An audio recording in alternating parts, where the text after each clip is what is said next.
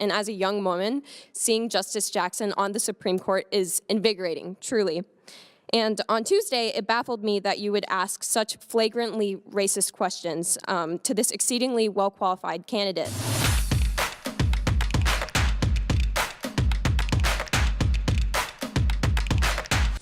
I wanted to take a moment to celebrate our newest addition to the Supreme Court of the U.S., who I know we've already talked about, Justice Jackson. Since you're here tonight, though, in the name of fostering intellectual diversity in academic spaces, it would appear to me that you already recognize the importance of new perspectives. And as a young woman, seeing Justice Jackson on the Supreme Court is invigorating, truly. And on Tuesday, it baffled me that you would ask such flagrantly racist questions to this exceedingly well-qualified candidate.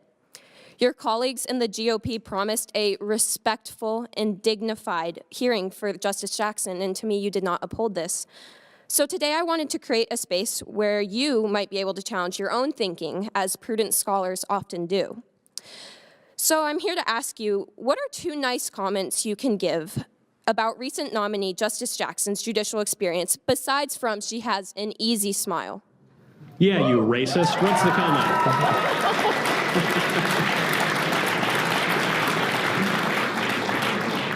Well, let me start by thanking you for being here. And thank you for asking a substantive, important question. Thank you for engaging in a conversation. I think we all would be better off if we engage in substantive conversations. There's a lot to praise about Judge Jackson. She is very, very bright. She is very, very accomplished. She is very talented. She has an impressive and inspiring personal story. I will say, sitting listening to her opening remarks, where she described her personal story, she described her parents' journey, you had to be dead not to be inspired by that journey.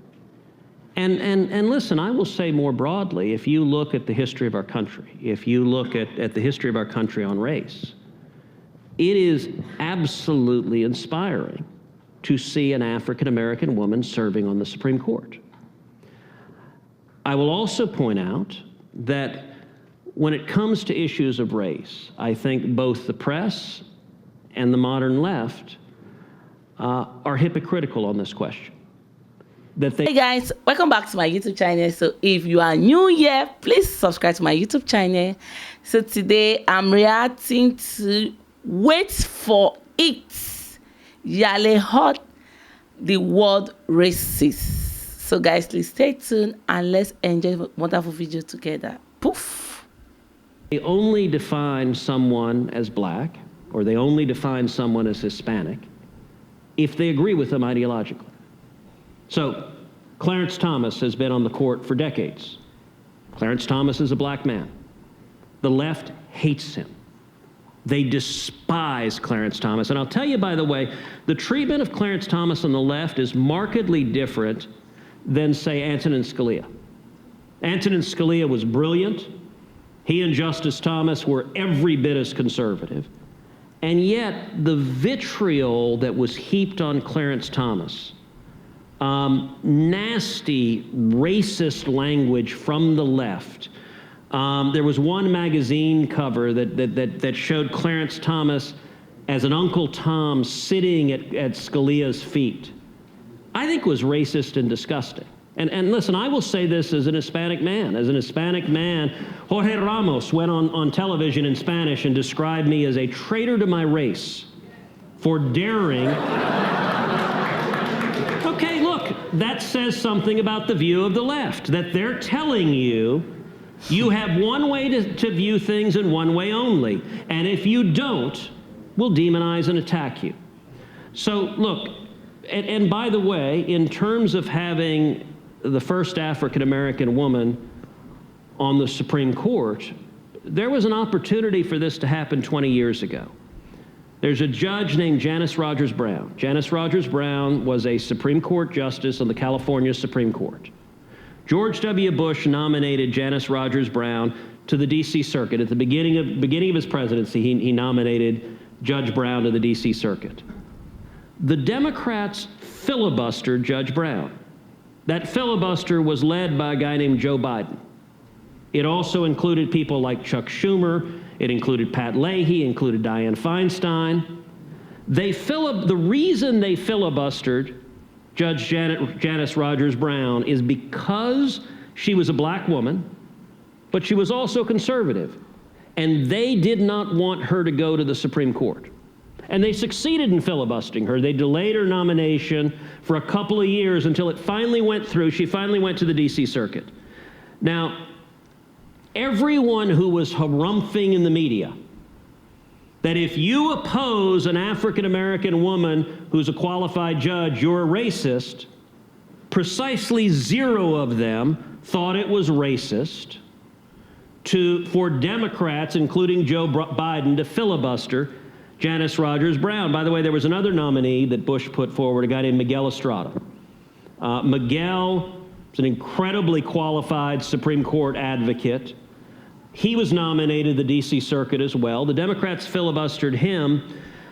If you read the memos that were leaked from Ted Kennedy's lawyers, here's what Ted Kennedy's lawyers said about Miguel Estrada. They said, we must stop him, quote, because he is Hispanic. That's what Ted Kennedy's lawyers said in writing. Now, I'm going to suggest to you, if you oppose somebody because of their race, that is the definition of racist. And look, I'll point out in your question, you said that my questioning of Judge Jackson was you used the term racist. Listen, racism is a horrific evil in this country. It is also an insult that the left tosses around casually. I would welcome, if you look at the questions I asked Judge Jackson, every single question I asked her concerned her record. Either her record as a judge, sentencing defendants before her, or her record writing academic materials and law reviews, or her record giving speeches to law schools. All of that is the job of the Senate in the advice and consent process. And so respectfully, I could not disagree more deeply when you say it is racist to examine a judge based on their record. If the Democrats wanted to oppose Janice Rogers Brown because they oppose conservatives, you know, do you think the Democrats were all sexist when they voted party line against Amy Coney Barrett? I'm willing to bet you don't, because she's not a liberal woman. So you can't have it both ways, which is that when a Democratic nominee has a certain characteristic, anyone who opposes them is racist or sexist or what have you. But when a Republican nominee has those characteristics, it's open season and you can go after them full force, and the left is righteous in doing so. The standard should be the same, and I'm going to suggest what the standard should be, is we should examine people based on their actual record and whether and to what extent that record demonstrates they will defend the constitutional rights of all Americans. I think that's what people care about.